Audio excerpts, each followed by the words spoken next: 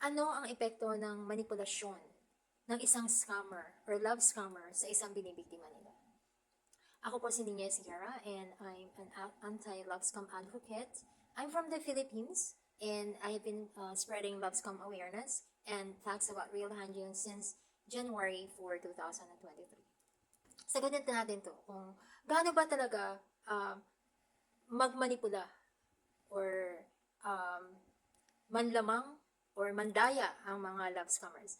Ah, mas malalaman natin ito, yung level ng pagmamanipula nila sa mga mismong biktima na mapapanood natin sa live broadcast ni Mr. Hanjun at dun pa sa ibang mga nagpo-post sa mga fake pages, no? At sa mga sarili-sarili nilang account kung makikita mo.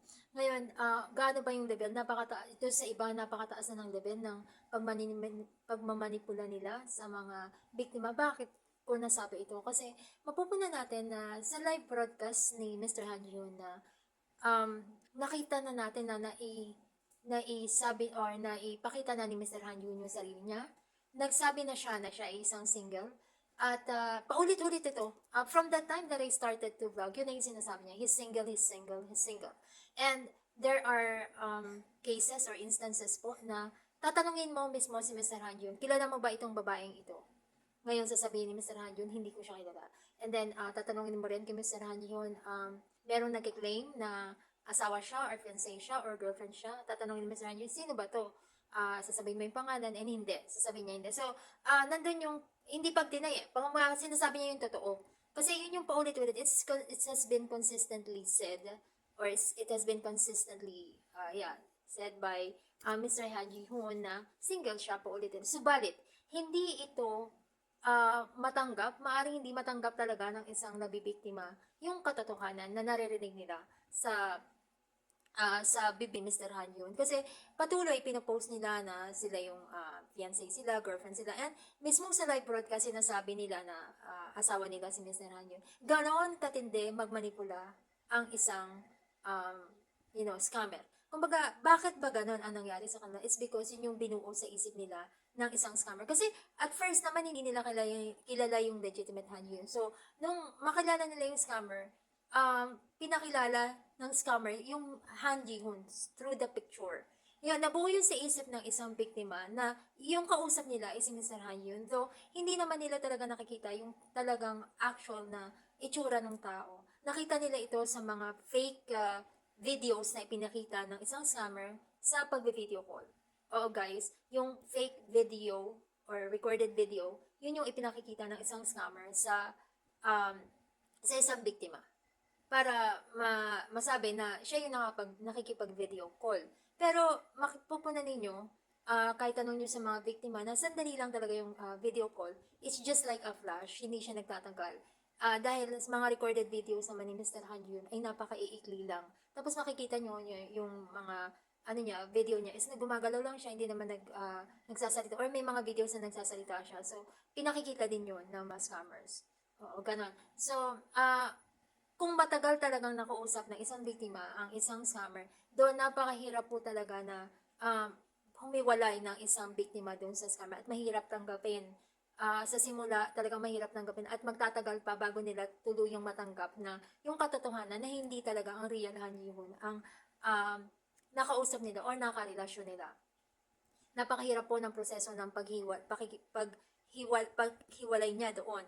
It's because, oo, masarap yung dinanas niya sa pagpasok sa ganung sitwasyon. It's because happiness, yung naramdaman niya nung nakipagrelasyon siya sa isang scammer. And then, yung pakikipaghiwalay doon ay napakasakit. Para, hindi yan parang, kumaga hindi parang sa regular na relasyon. Kumaga talagang katulad yan na regular na relasyon, parang typical na relasyon na yung mabobroken heart ka talaga. Yung pain naman na nararamdaman natin, it doesn't matter kung sino yung nakarelasyon natin, but the pain is just the same.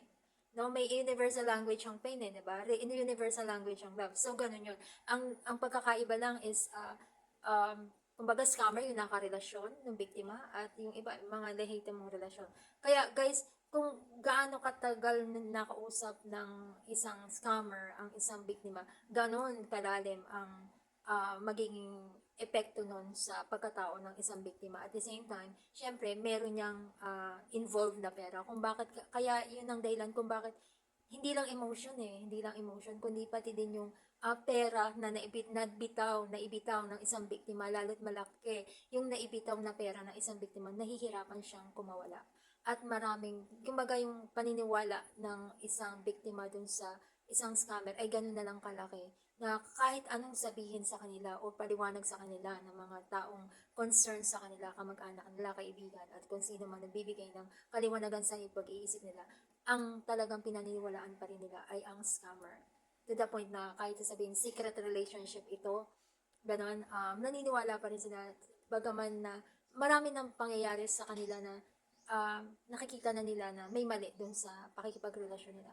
Guys, ganun kalalim ang epekto ng pagmamanipula ng isang scammer doon sa biktima. Kaya guys, mag-iingat po tayo na mahulog sa isang scammer as much as possible. Doble ingat, okay makipag-usap kayo pero i-guard ninyo ang isip nyo at puso ninyo na mahulog sa bitag ng isang scammer. Guys, yun lang ang masasabi ko at more videos to come, and kung tingin nyo makakatulong ito sa pag-spread ng awareness about love scam, please do share, like, repost itong video na ito para makatulong din po sa pagbibigay kaalaman sa iba about sa love scam awareness. Ano po, at saka yung Again, my name is Nina Sierra po, and hope to see you again po sa next video. Thank you po sa support. Annyeong. Bye.